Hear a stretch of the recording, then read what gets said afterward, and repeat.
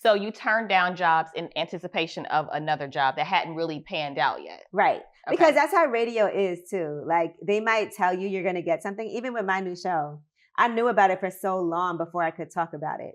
And so, and you're negotiating for a long time, it could fall through. Yeah. And so anything could happen. I mean, think about it. A pandemic happened. Right. And we have been talking about me doing something before the pandemic. Okay. And so there's people that had contracts on the table to be negotiated that happened and then it just didn't go through. Okay. And so it is a really tricky business and it is risky to say, I'm going to hold out and wait for this. But I ran into Wendy Williams and Kevin Hunter. It was a party. Okay. It was something like for TI. Okay. And they were at the It was party. in New York? Yeah, it was in New York.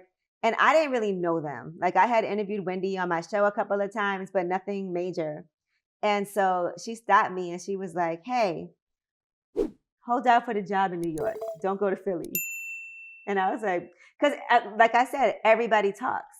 And so I guess she had heard about it. Somebody must have said something to her. And I was like, that is crazy. She was like, trust me. She was like, do not do that. Just hold out for that job. And I did. Wow. So Wendy Williams gave you some good advice.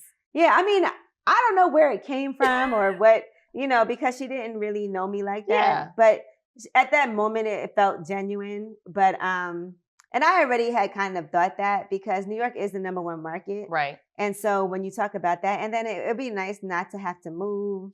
It'd be nice to do radio in a place where you grew up and know people and you're familiar. Because I think one of the things, and they had told me that I could take car service back and forth from Brooklyn to Philly every day and they would set it up. Oh, wow. But I said I wouldn't want to do that because I feel like if you're going to be representing an area, you should live there. Yeah.